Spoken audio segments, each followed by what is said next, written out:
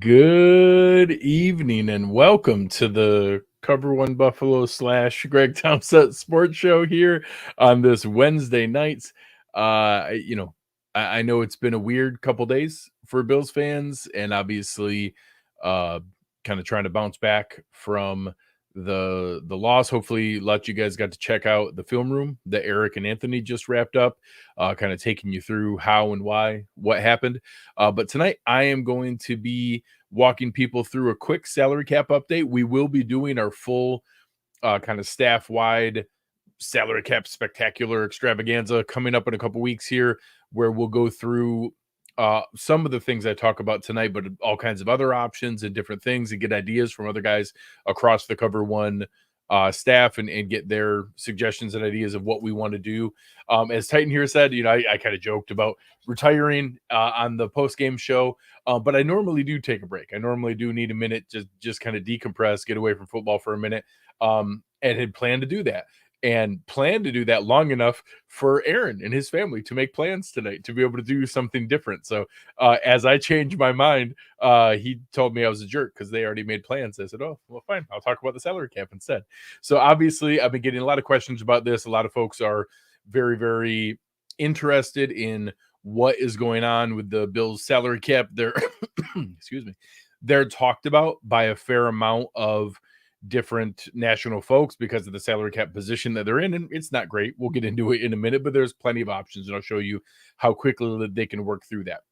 If you saw our bye week update that we did back in December, a few things have changed since then. So obviously, I'll talk about some of the players that have given us a different perspective, more sample size, more information on whether they should be a pay cut, a release, a restructure, an extension. We'll talk about that when we get to all the options. But the first thing I want to bring up is there's been some new information that's come out since then. So obviously there are generally two very good resources out there in the marketplace, overthecap.com and spottrack.com. I use both sites. I like the detail and information on Over the Cap, but both sites are very, very good and make sense. Different people just prefer the user interface for some versus others.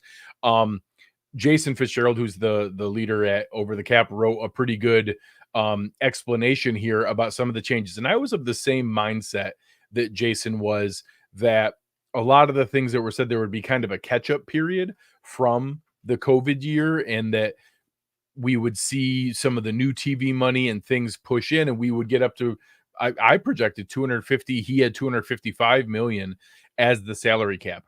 Right now, the information that's come out, and we do not know what the official 2024 salary cap will be, but we've heard things around 242 million. So overthecap.com has 242 even.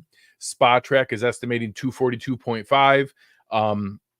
As he says here, for most of the league, whether it's 242 or 255 doesn't really matter a lot.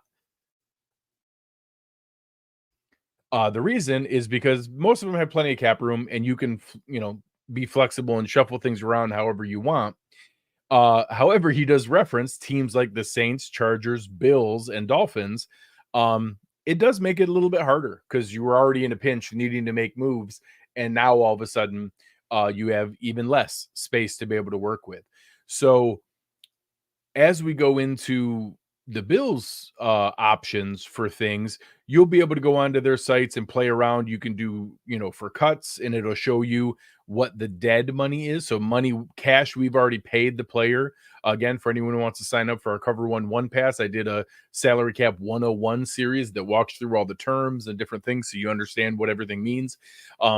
Dead money that gets talked about a lot is cash you've already paid a player, but you haven't accounted for it on the salary cap yet. So you see that in signing bonuses and, prorated option bonuses and different things like that. You already gave the player money, but you haven't accounted for it on the salary cap yet. If you release the player, you have to account for that because you already gave them the money. That's dead money, dead cap. You hear that term thrown around a lot. So Josh Allen is the easiest one to give an example. We've already paid him $102 million that we haven't accounted for on the cap yet. So if you released him, it would cost us $102 million in dead cap right then. It would count as a $102 million cap hit that year. So it would cost us 55 million more than what we're already planning for. So I bring that up because there's a couple players I'm going to touch on right now that I'm not really going to talk about during the show because there's not really much of an option. Von Miller is one that's thrown out there all the time. A lot of fans. He was obviously a disappointment this season. No one is arguing that. We did see some uptick. He had some nice pass rush moves in the Pittsburgh game. He actually had some pretty solid contributions in the KC game, very close on a couple sacks, had some good pressures, had a couple tackles for a loss and run game, sniffing out some screen game. If anything, you'll cling to that saying, hey, maybe we'll get contribution next year. Unfortunately, we have to hope that because there's still $32 million that we haven't accounted for that we've paid Von Miller. He's going to count for that money, whether he's on the team or not. So releasing him, whether you do it before June 1st or after June 1st, we still got to make up that $32 million. So some people will try to put it as, oh, if we do it after June 1st, we save money. Well, no, you just kick 15 million out of the 32 million we owe into 2025 and make next year even worse. Our only opportunity is to hope he contributes more. He's not going to be a good value. We're not going to get $24 million worth of pass rusher out of him, but he's going to be on the team. We just got to hope he plays better. That's it. There's a couple others in a similar boat. Dawson Knox is a player. People were disappointed in his pay. We still owe him $20 million in cap that hasn't been accounted for, that we paid him cash. Cutting him, we lose $6 million. It costs $6 million more to cut him. So there's a couple players like that I'm just not going to spend Tyler Bass, another one. Obviously, people were very frustrated that he missed. A lot of us have lost confidence in him as a player. I do hope the team brings in some competition just to kind of motivate him. But realistically, we can't do anything. If we release him, we would pay $7.3 million for him not to be on the team, plus whatever we pay the new kicker. So our only opportunity is to hope he plays better and that we get more out of him. So those are three players you're not going to see in my projected moves of releases, even though a lot of people want them to. I'll talk about Stefon Diggs tonight for a different reason, but he's another one. We owe $31 million for him that we haven't accounted for yet. So releasing him does nothing. So there's a couple things there that we'll talk about with his contract and what we're planning on for him in the future, but we'll get to that here in a bit. So I share those things because those are some players that I get asked about a lot. It's not always easy to explain why can't we just release it, move on from them? It's just not that simple. Some of those players, we've already paid them cash that we haven't gotten yet. Keeping them on the team and hoping they improve is really our only chance. So that's all we've got in that space. So I am going to go through a handful of moves here, talk about where we go, what it does, and we'll start by sharing the spreadsheet I put together and the detail of what is out there. And the first thing it starts with is a big scary number up here in the right. $50,603,109.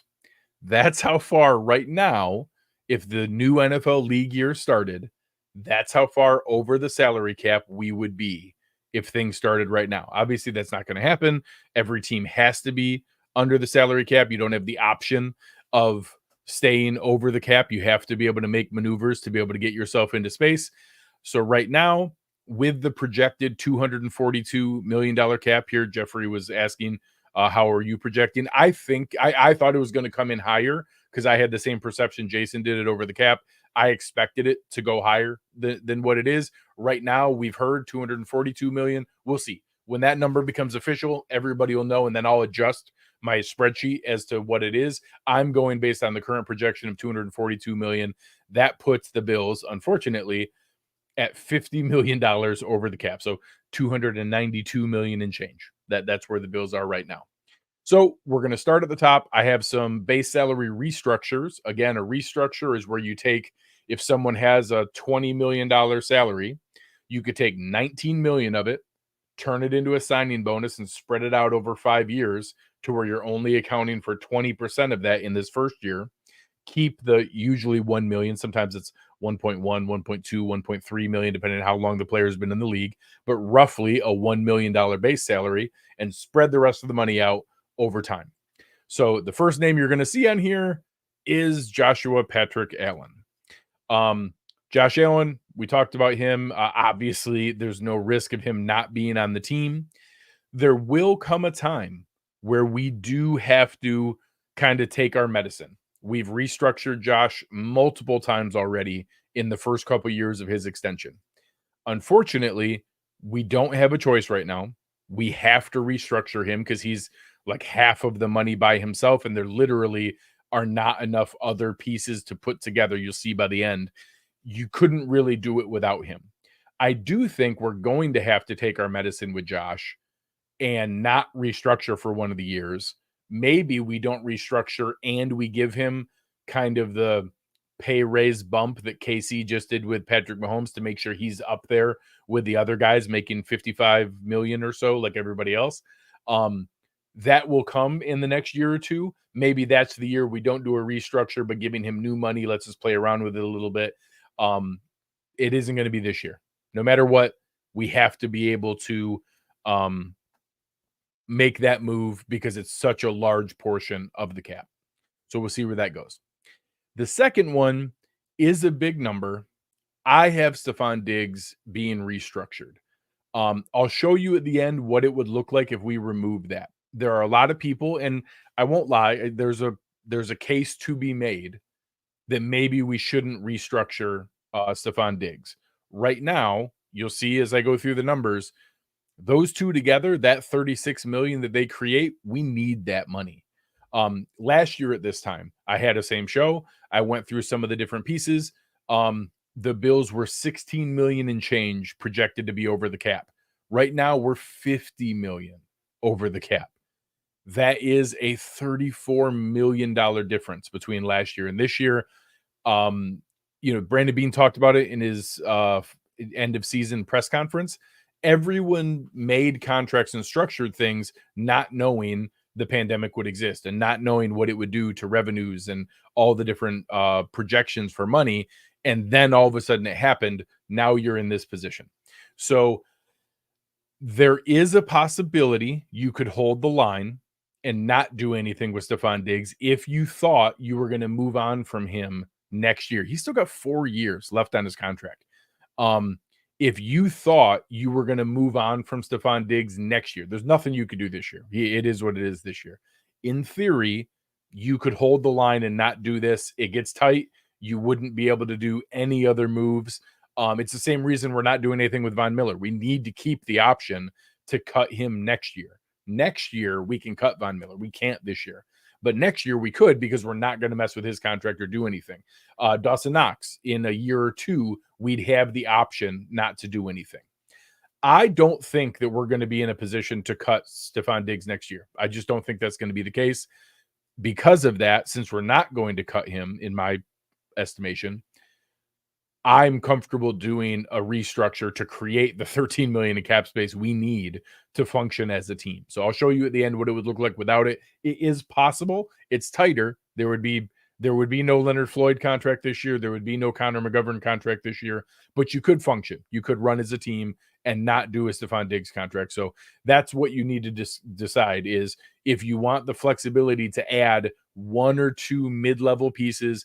Last year we did Deonte Harty, we did Connor McGovern, we did Leonard Floyd. 2 out of those 3 worked out pretty well. So they were worthwhile. Connor McGovern was great. Leonard Floyd was great. They were worth the money we signed them for. If you want the option to do that, you need to do a Stefon Diggs deal. So let's keep moving along.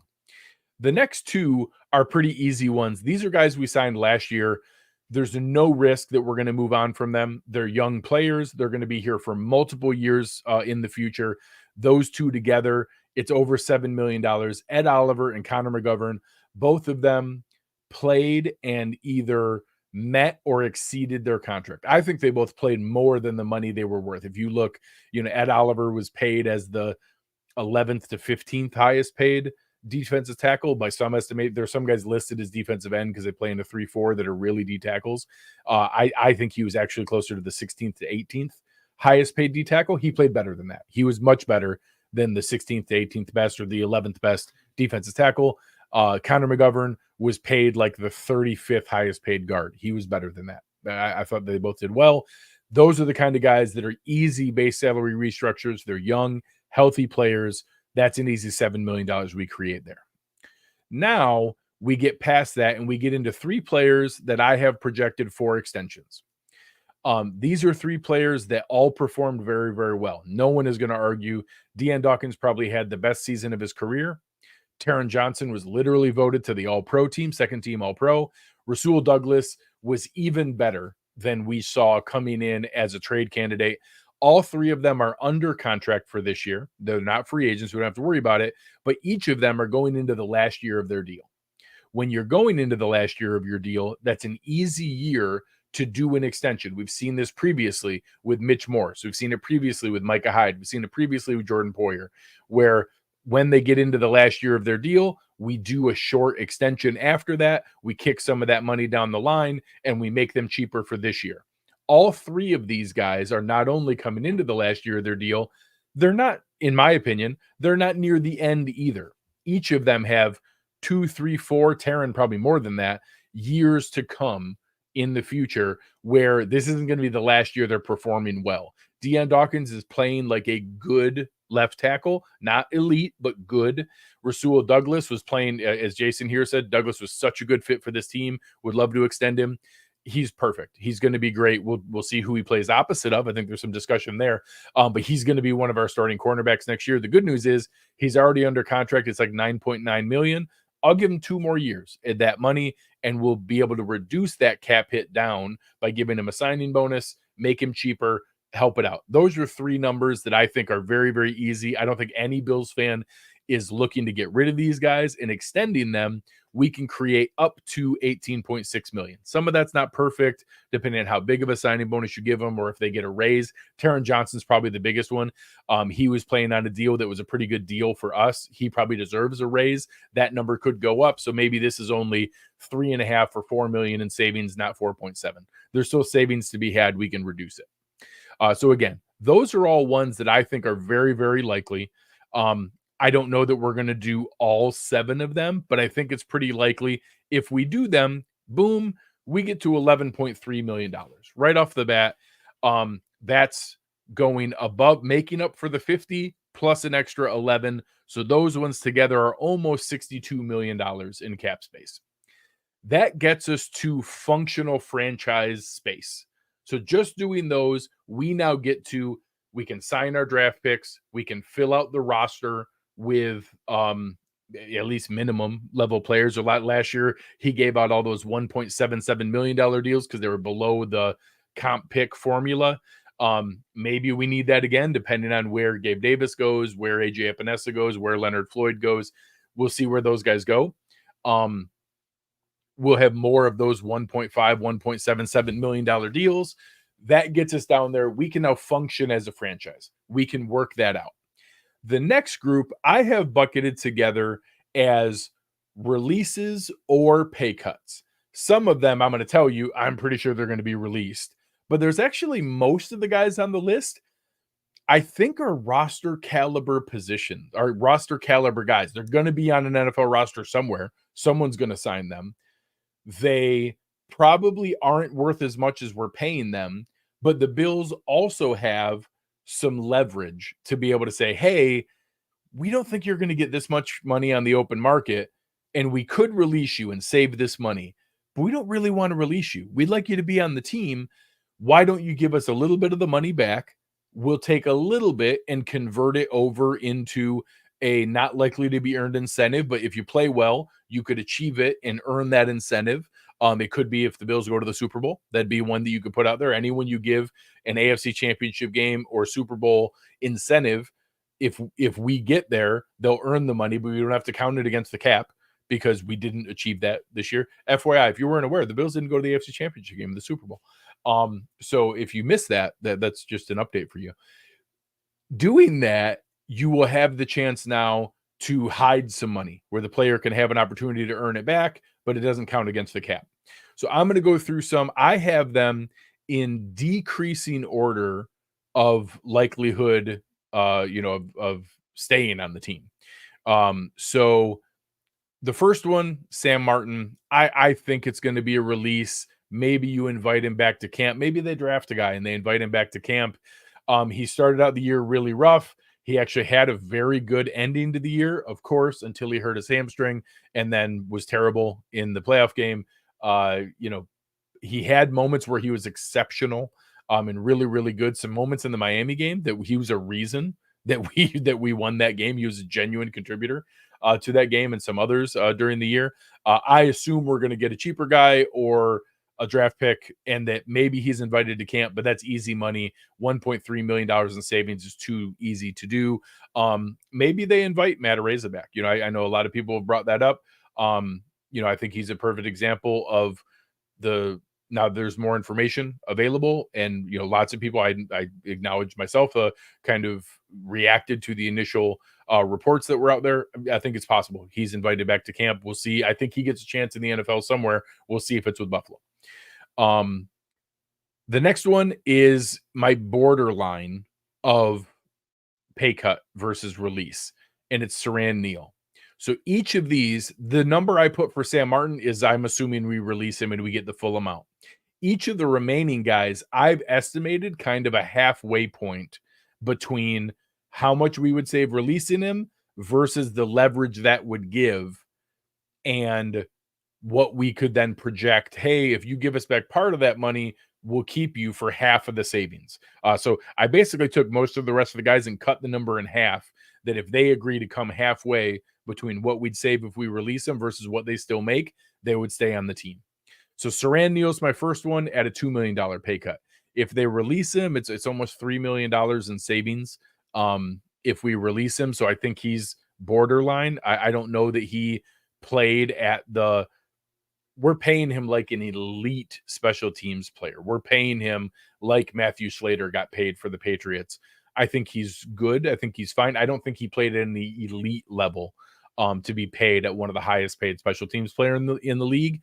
I think we can do better in that spot. So again, if he wants to come back for a pay cut, I'd be open to it. Nyheim Hines. I actually adjusted this after comments from Brandon Beane. I very much assumed that he was going to be a release. He's about to get paid $5 million. I think he is a perfect example where literally any incentive is unlikely to be earned because he didn't accrue any statistics last year. So, 100 yards receiving on the season would be an unlikely to be earned incentive. 1 receiving touchdown, 10 passes caught, anything you put out there for kick return or punt return, it would be unlikely to be earned. So he's an easy one to hide money and make it that he could earn the money back. You could obviously make them higher incentives than that, so he actually has to achieve something good.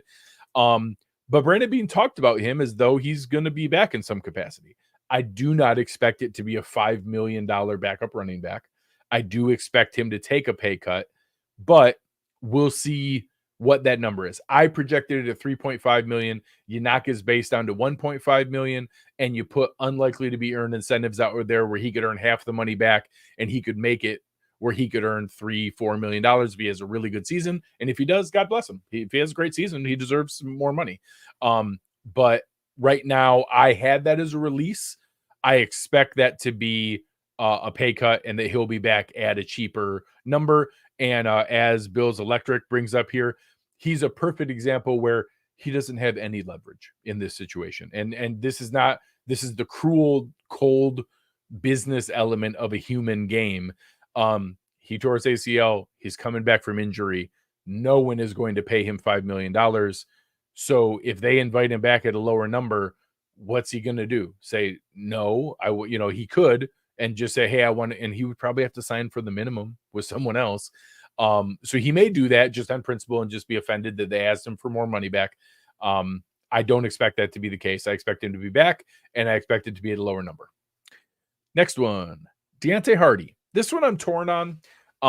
This is another one where we could save like 4.8 million. I don't have the number in front of me right now. The Bills could save almost 4.1 million by releasing Deonte Harty. He's obviously not going to get paid that, but he's also not going to get paid that anywhere else. Not that I'm swayed by 1 punt return for a touchdown. I'm not, but it did show there were moments that he had contributions here and there. I don't mind him as a depth receiver return guy on the team, it's got to be way, way cheaper. So I have him basically the equivalent of what we would save if we knocked him down to the minimum and he was just back at a like minimum veteran salary.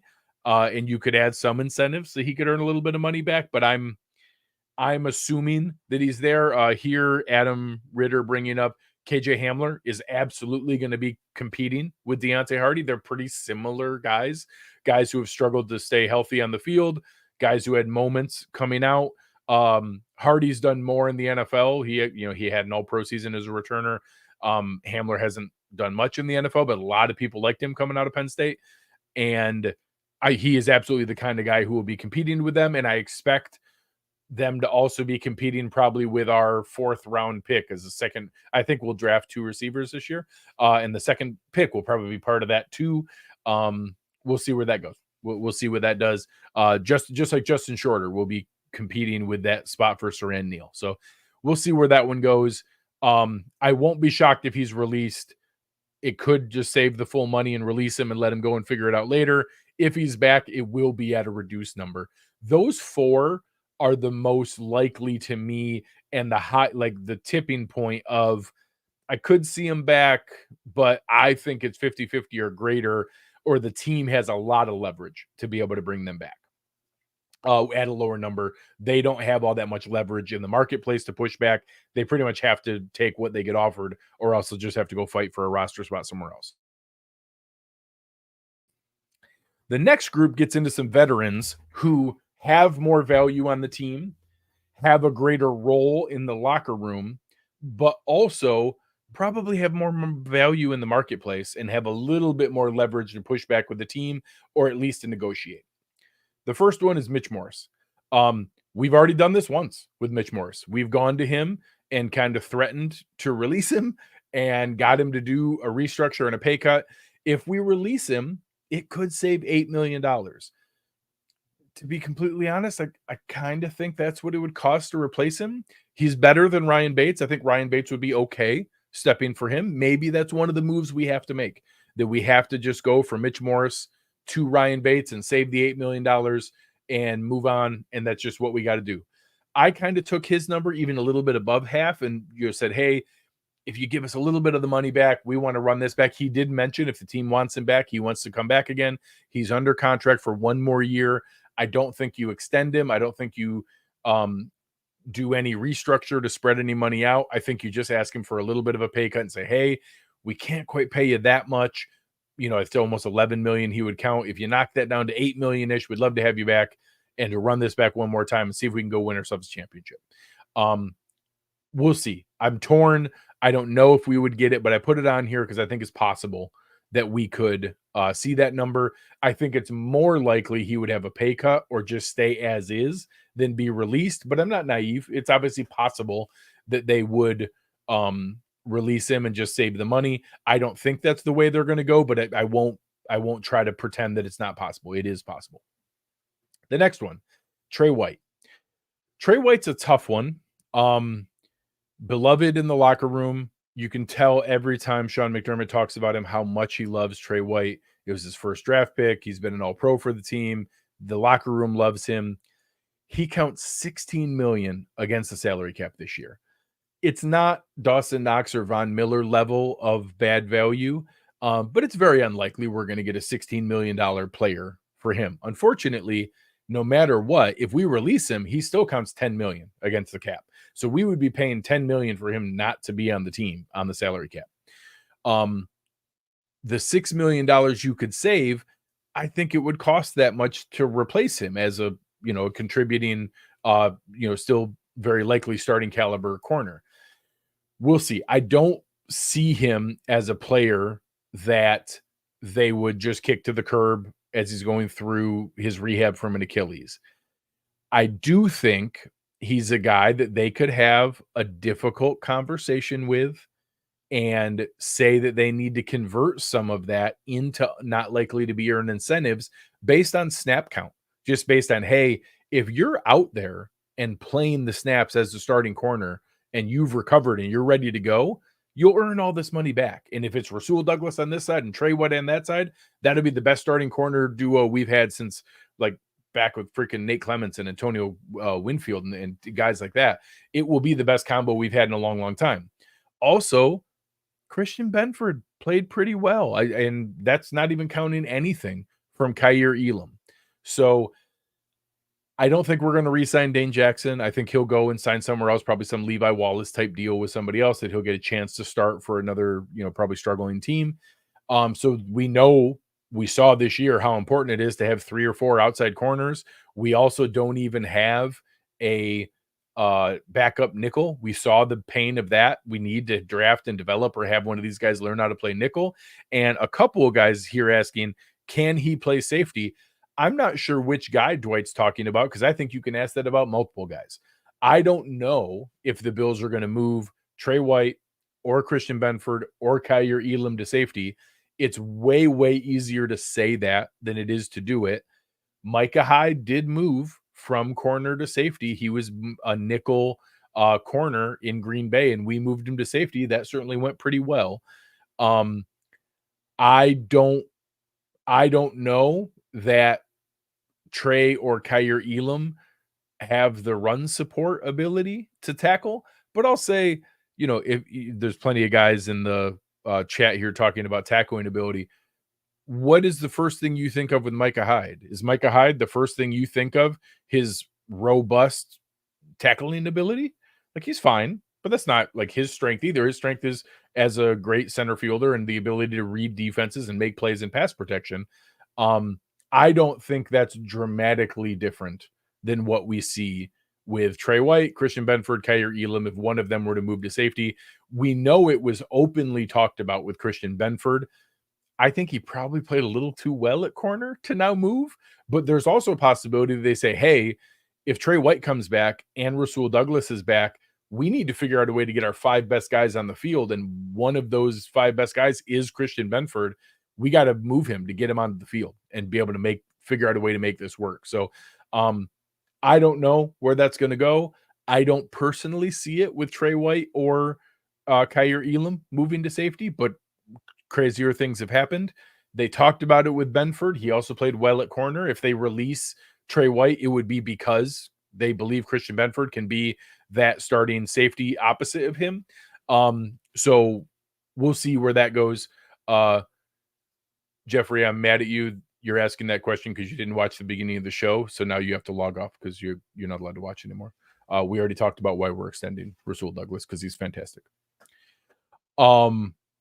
So again, I do not think there are lots of people throwing out there the numbers. If we release Tre White, I don't think that's nearly as likely as people make it out to be. Again, just like my comment on Mitch Morse, I'm not naive. I'm not going to pretend it's not possible. $6 million in savings is a real number. Of course it's possible. I don't think it's likely. I do not think they're going to release Tre White. I will be surprised. I'll obviously admit it if I'm wrong. I do not expect that to happen. I expect him to be on the team. I won't be shocked if they get him to convert some of that money over into some kind of games played or snap count ability to do that. All right, Jeffrey, you redeemed yourself. This is a good question. You're allowed to stay. Do you need permission to restructure from the players? Yes. The answer is yes, you do. However, the Buffalo Bills and Brandon Beane build it into the original contracts when players sign with the Bills. You agree that in the future, the team has the right to restructure your base salary if they see fit.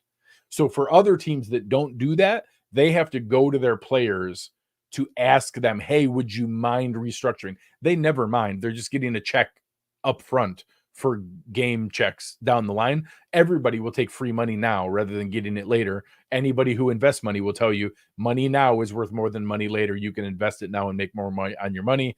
Especially the numbers we're talking about with these guys. Investing your money, you get more money back than what it can be worth in the future. So base salary restructures means getting a check up front in March rather than game checks each week during the season. So almost no one ever declines it, but the Buffalo Bills get ahead of that. They build it into their structure and their contracts, just like Josh Allen's contract. I've shown the language from his contract before that I've gotten from sources. It shows the language of exactly how they build it in there, and that the team has the right to restructure those deals ahead of time. So the player does have to agree to it. For the Bills, they agree to it ahead of time when they sign their original contract to let the team do it in the future.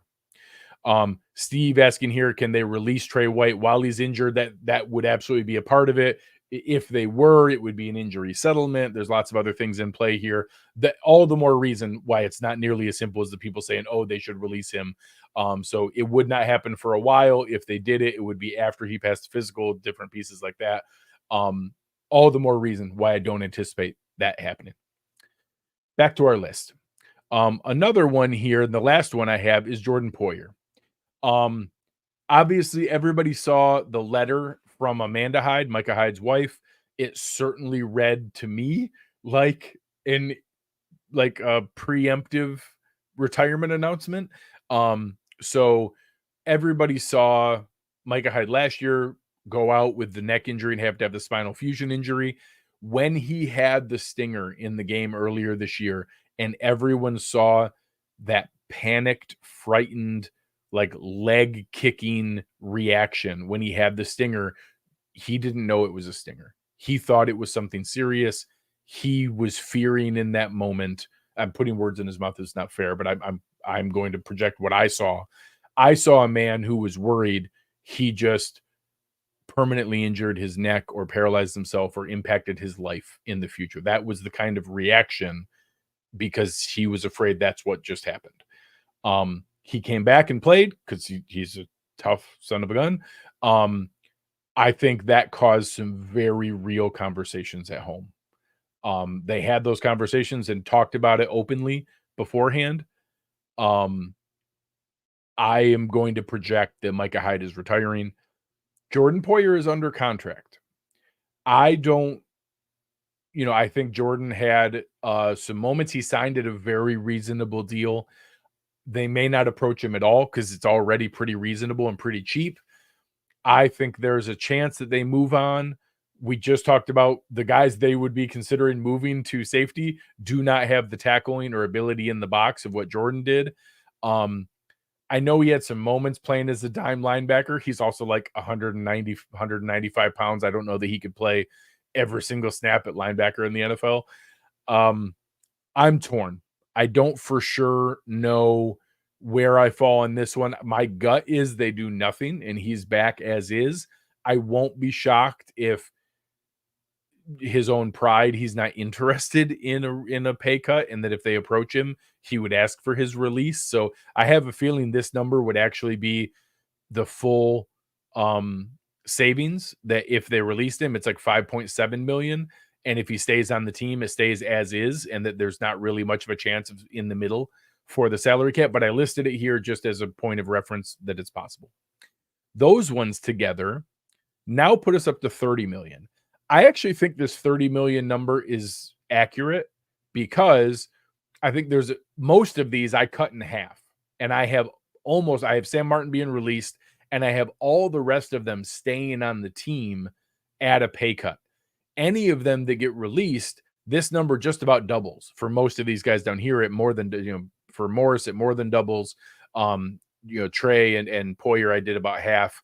So I think some of these, if they get released, the savings is actually higher. That higher savings on someone getting released would probably make up for one of the guys who doesn't get a pay cut. I think the additional, these ones combined here are 18.8 million. I think getting 15 million plus from this group is very, very likely. I think that is a doable number. And that all of a sudden gets us from 11 million to 30 million. 30 million in cap space now. Now we're talking a regular offseason. Now you're talking signing all your draft picks, adding in some cheap veteran guys, lots of the $1.77 million deals. Again, plenty of those paid off. Taylor Rapp was a really nice addition for that. David Edwards was a really nice addition for that. We had some nice $1.77 million deals that paid off really well. Heck, Terrell Dotson ended up being a fantastic value for what we got him for. It would then let us also do one or two splurge type deals. So the 1 or 2 splurge type deals, I mean last year's value. So we paid $9 million for Leonard Floyd. We split some of that money out. We paid about 6-7 million in change for Connor McGovern. We paid almost 5 million for Deonte Harty. Again, 2 out of those 3 signings work because not all free agents signings work. So when I say that, our new version of splurge is the $5 to $9 million range. We can't go $20 million free agent shopping. That isn't our world anymore. We just can't do that. We did it once with Von, of course. The Von Miller we saw in the Rams game and the Chiefs game, closing it down, top 10 in the NFL in sacks before the ACL injury. We were getting what we thought, but it didn't work out. We can't do that anymore. So those ones, I think we can get ourselves to at least 25 million in cap space. So 25 million in cap space, I think, is a conservative estimate where most of these moves on the screen right now, I think we see a lot of these. Not all of them. I'm certainly not going to go whatever. I think I have. There's 7 up there, 7. Yeah, I'm not going to go 14 for 14. I'm sure not every single one of these transactions will happen, but I think plenty of them will.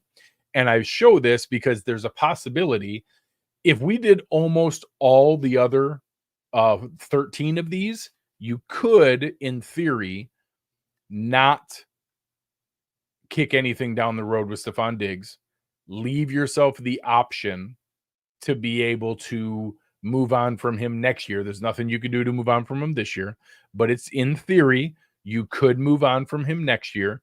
Next year, you could release Stefon Diggs and do some different, or trade him more likely, and be able to move on from him. It's still plenty of dead money next year, but it's at least possible. I think it's much more likely that we keep him, but you can see we still could get to 17 million in cap space.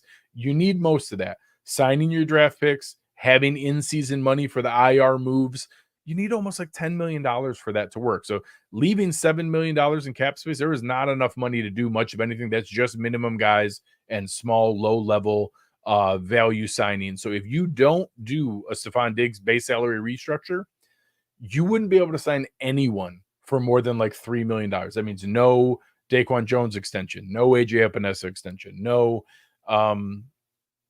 Leonard Floyd extension, obviously no Gabe Davis extension. You wouldn't be able to do any of those moves. So I think for that reason, we need that 13 million. That 13 million is how we would extend Daquan Jones. It's how we would extend, one of Leonard Floyd or AJ Epinesa and be able to bring someone back into some of those rooms to where we need some people. I put a couple more down here. There are some things I don't think we would do, but in theory are possible. So I don't think, we obviously know Dawson Knox is already not a good value. I don't see that happening. You could save $6 million by restructuring his deal. We cannot kick that can further down the road. It's just not feasible to be able to do that. So the situation that we're in, I just shrank this for no reason. In order to do that, I think it introduces too much risk.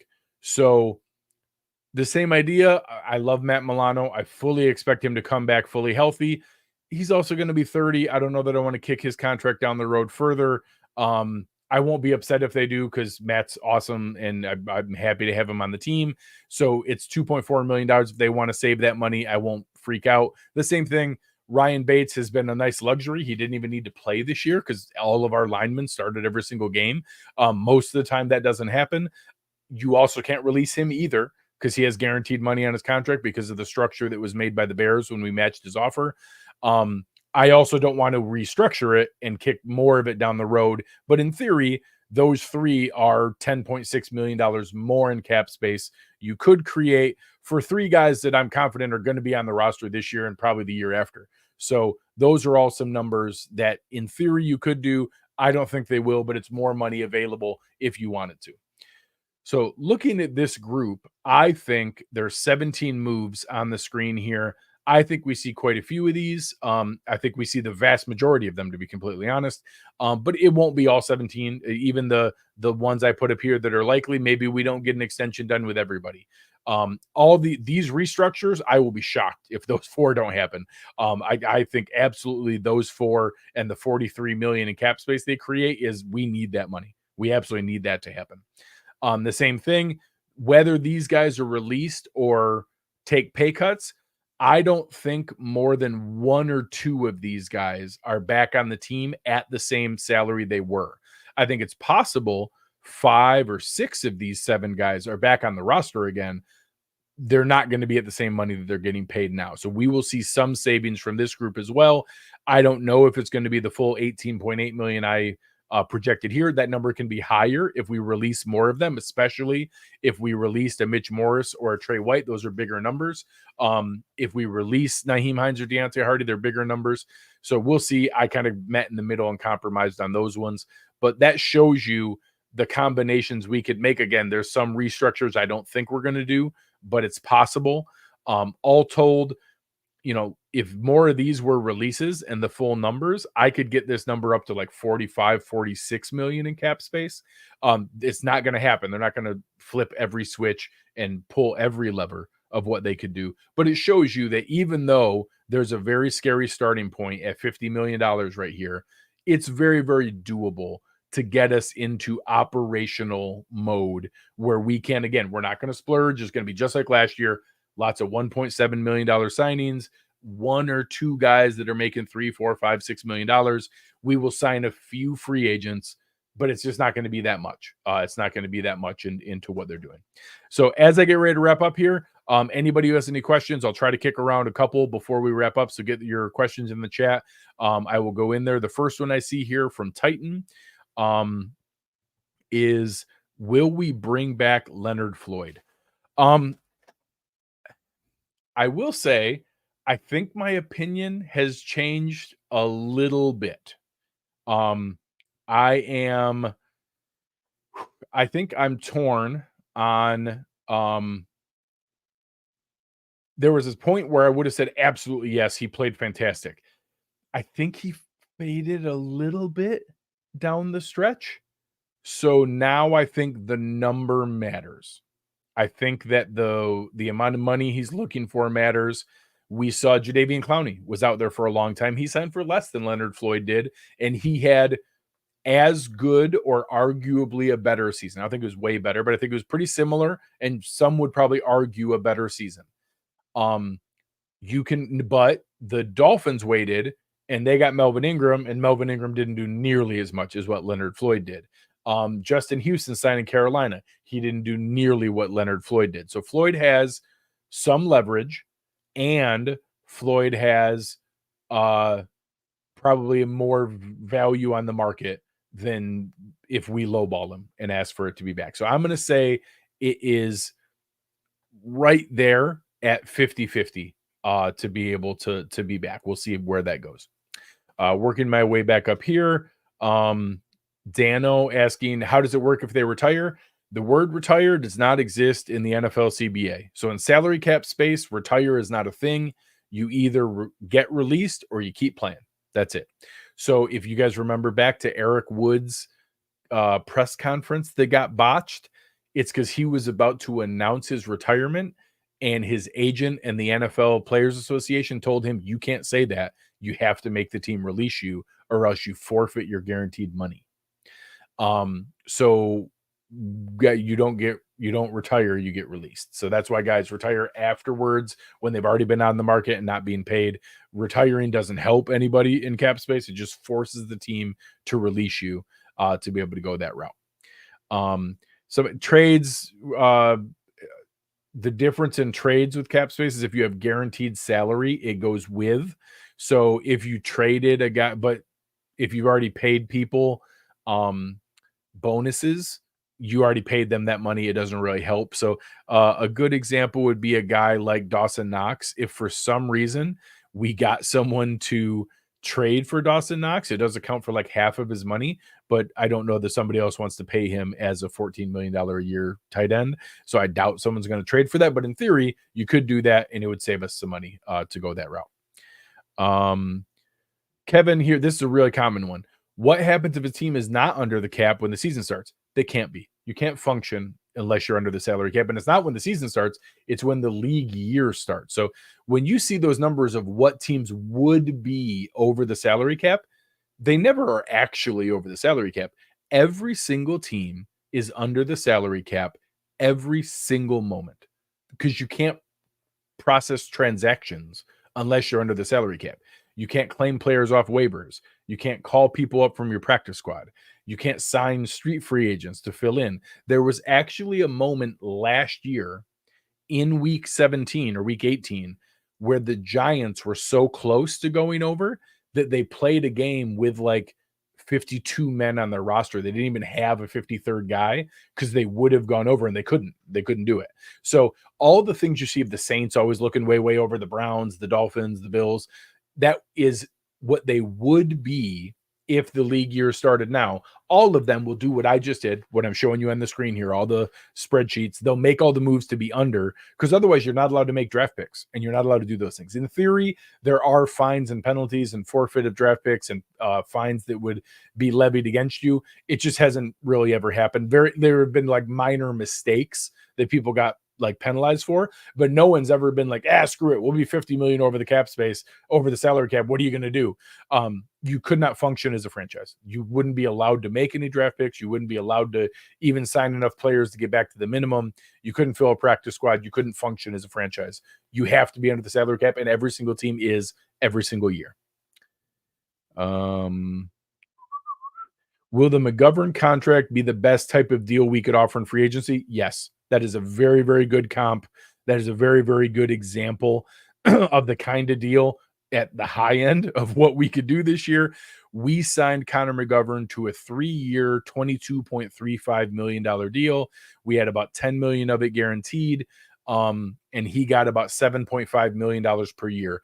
That's probably the highest number we could get to, and the high end rate that would be splurging for us this year, but we could do another one of that, and that could be a starting safety, that could be a starting defensive tackle, that could be a starting receiver, that could be someone who would come in and legitimately contribute and be like Connor McGovern. He played a crazy amount of snaps for us and started every single game. That kind of player we can afford to come in at like 1, maybe 2 spots.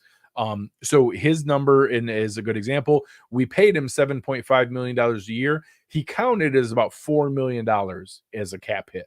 So that gives you a good range. Leonard Floyd was similar. We paid him $9 million in cash, but he actually counted like $2.6 million against the cap. We kick some money down the line of void years and dead cap we're going to have to make up for. But that's how you can hide money and sign guys to cheaper deals. Comments here, we need to look at Diggs as a future number 2 and go get number 1 of the draft. I 100% agree.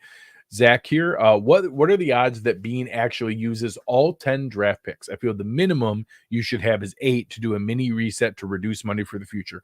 This is a great question, Zach.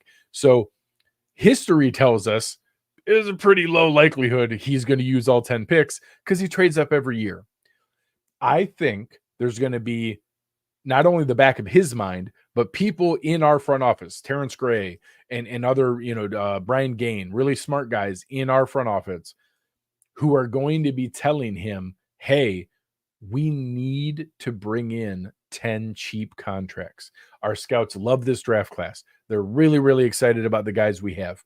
We need to be able to do it. We for sure need our 1st, 2nd, 3rd, 4th, and 5th round picks. If you want to mess around with the 6th or 7th round pick and trade some of those, go ahead. Do not trade away a 3rd or a 4th to move up in the 1st round. We have to sit on our hands and wait till pick 28. Don't do it. All that said, he does it every year. So of course there's a chance that he trades away our 3rd or our 4th round pick and a 5th and a 6th or 7th to package things to move up. And if it's for like the receiver that everybody wants, well, maybe nobody will freak out. Ideally, we need, and I think 8 is a good number. I would like to have all 10. I would like to invite 10 cheap contracts to camp and hope as many of them make the roster as possible. We are now turning the page.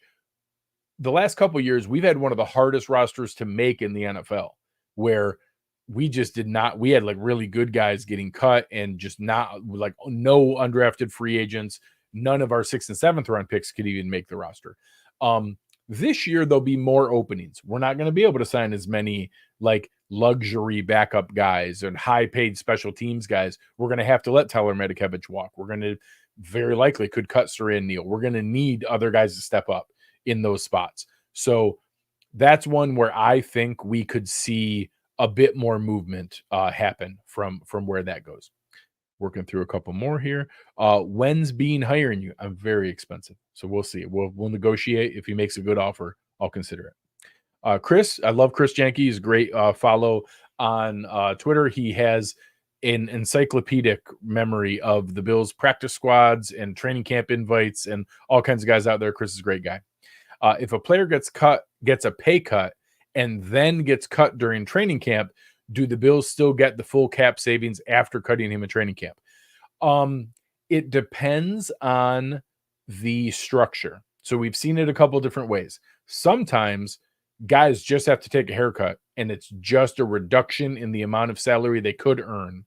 If that's the case, then the Bills still get the full savings as if they had cut him without ever negotiating the intermediary or interim pay cut.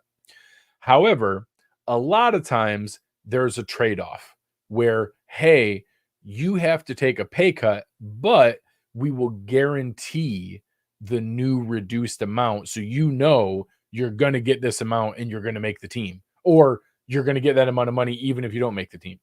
So I would say Jordan Poyer, Mitch Morse, Tre White have the leverage to ask for that, to where, hey, if you get me to take a pay cut, I want all the rest of the money guaranteed. Your Deonte Hartys, your Nyheim Hines, your Siran Neals, those kind of guys, they don't have that kind of leverage. They don't have that kind of ability. They would just get a pay cut, and they aren't going to get anything guaranteed, and they get what they get. So that explains the two scenarios. If you don't guarantee extra money, you get all the savings. If you guarantee any of it, obviously they get that money whether they make the team or not. Greg, what are the cap ramifications if Von Miller gets convicted, suspended by the league? Do the Bills have an out in his contract if that happens? The second part first. Yes. Von Miller has a personal conduct element in his contract. I did get that from a source that I work with. Showed me the language. I actually shared. I did not share the picture because the source asked me not to, but I've seen his contract. It does have personal conduct language. Mike Florio confirmed the same because he saw the same thing I did.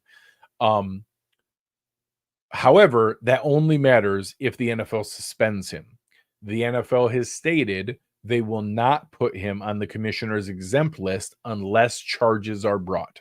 So right now, between that moment that happened back in November-ish, we have not seen any charges brought by the state of Texas or by the county or city where he is. If that changes and they bring criminal charges against him, I believe he would get put on the commissioner's exempt list. The commissioner's exempt list does not help us with salary cap. Nothing changes unless he gets suspended. So if charges get brought and there's enough new information to where the NFL suspends him, if they suspend him, it voids his guarantees. It would allow the Bills to release him for a significant savings. It would take a pretty healthy chunk off of what they owe him. And it would let them go back in the past to get recouped for a prorated amount of the signing bonus of this year, next year, and the third, fourth, fifth, sixth year of his contract, because those were, we paid him assuming he'd be on the team for that long. So all of those things are possible from everything I've read, and all I know is what I've read in reports and newspapers and things that have been projected. I don't know anything about his personal situation or the actual criminal case or anything that's there. From the things I've read, I do not believe that's what is going to happen.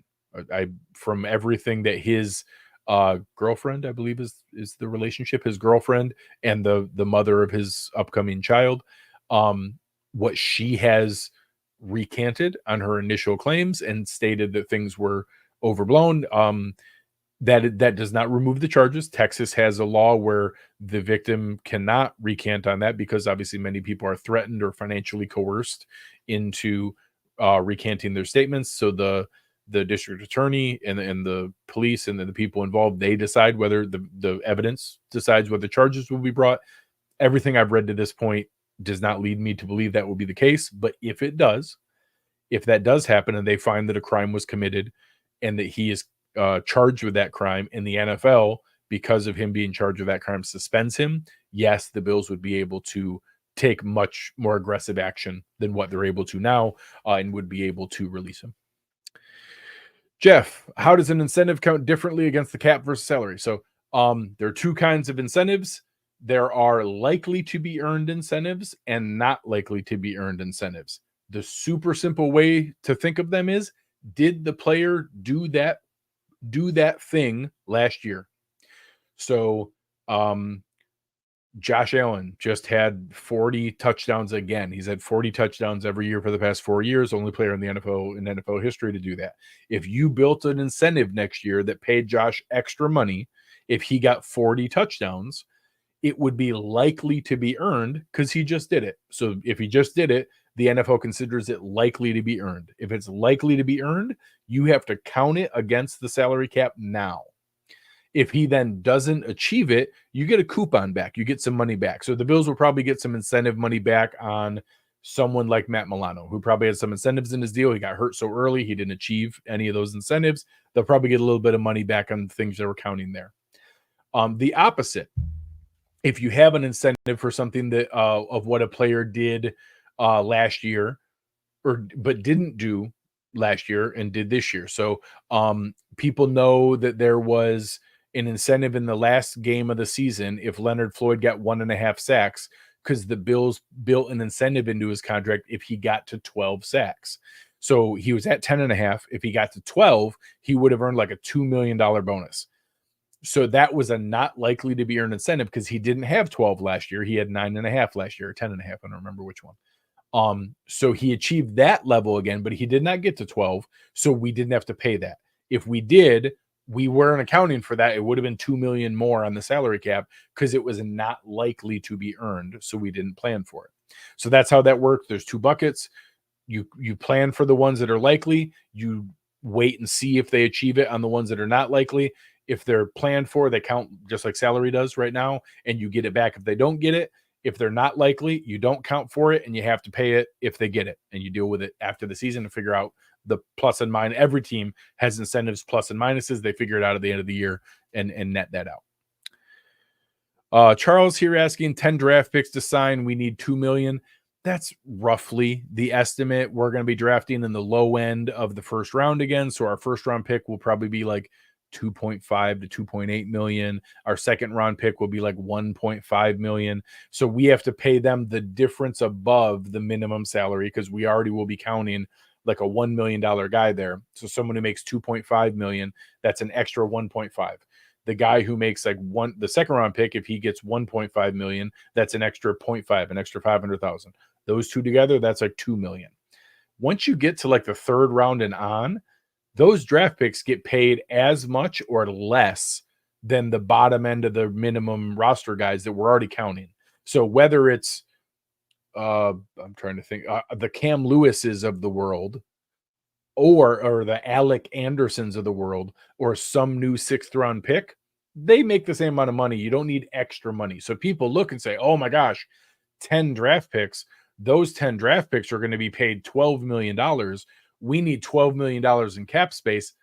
We don't, because we already have a bunch of Alec Andersons and Kingsley Jonathans and Cam Lewis's on the roster making that minimum amount, and the draft pick just trades out one of those guys.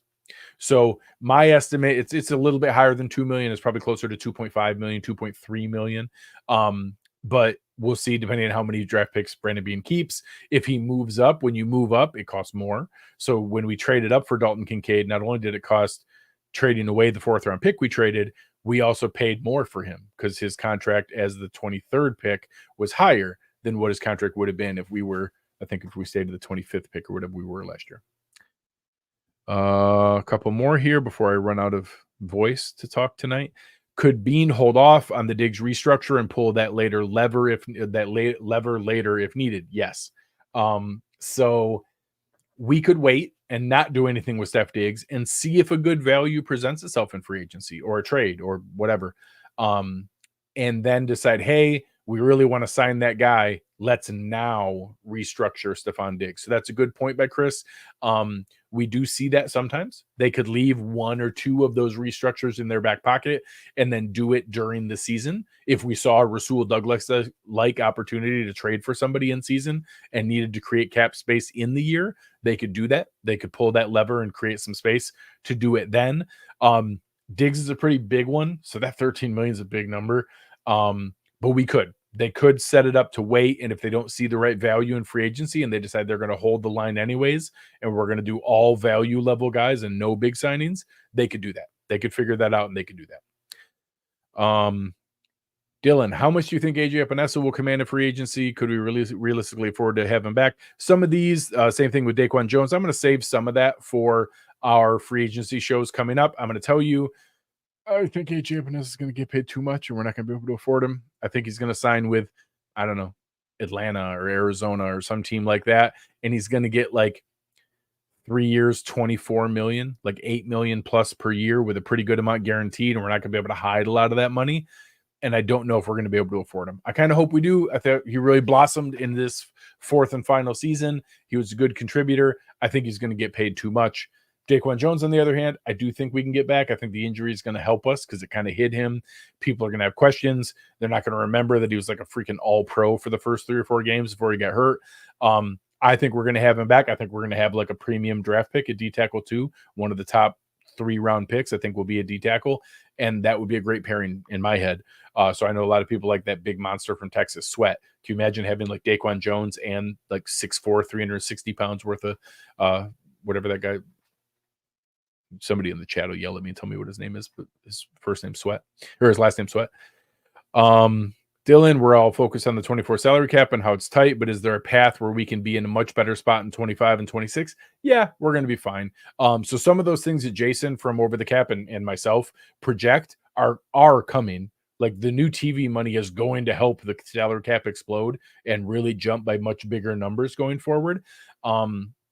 So we will see some of those things, and that will be in much better shape going forward. Right now, based on the projected salary cap in 2025, it's pretty conservative what the number is, and we're already under that number and already have pretty significant cap space for that year, like 30 million worth of cap space, and we would need to sign some players. So we're already like 20 million under the cap for that year. So yeah, we're going to be fine. From that direction, we're going to be okay. It won't be, we're not going to get back to being like flush and having tons of money, but we'll be okay. We'll be in pretty good shape. And that's with Josh Allen's full number hitting and taking like the full cap hit. So if we have Josh count as 56 million against the cap and don't do anything with him, we would still be like 20 million under the cap and be fine. So we got better years coming.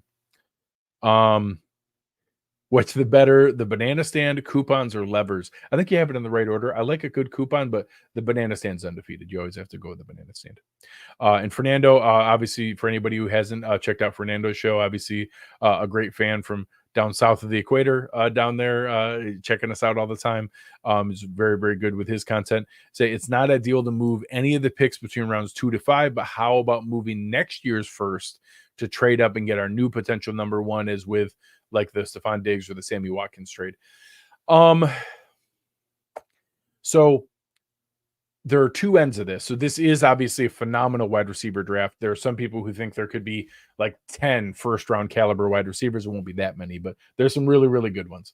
And I think there could be like 14 receivers in the first 2 rounds.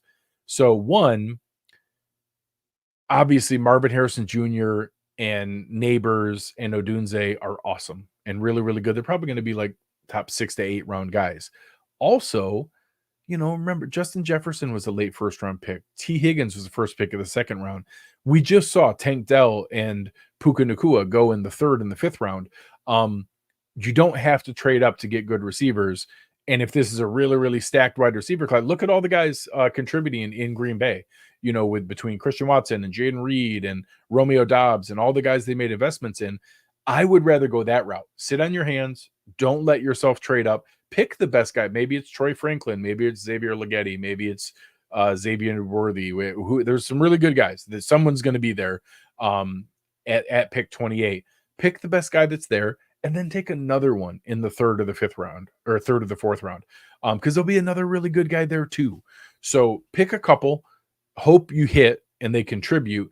I won't be, of course, I won't be mad if they get, Neighbors is a freak. He's like Jamar Chase. Romeo Dunes was awesome. He was awesome to watch. Of course, I'll be ecstatic if they go up and get those guys.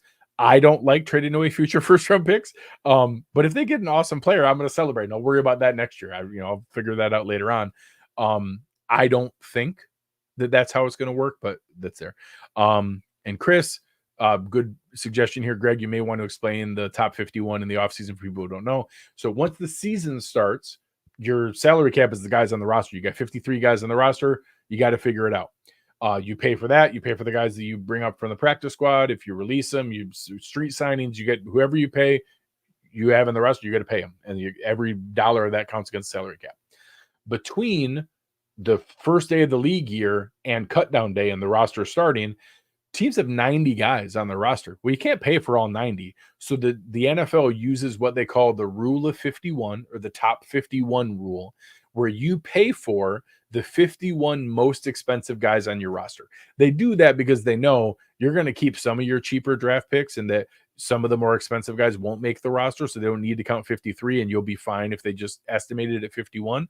So between now and all the way to like Labor Day or whenever the cut down day is for this year, you only have to count the top 51 guys. So when I talked about the trade-off of those draft picks and whether it's an Alec Anderson or a Kingsley Jonathan or a Cam Lewis, or it's whoever your new 5th or 6th or 7th round pick is, they're just trading a different minimum salary kind of guy and bumping those guys out.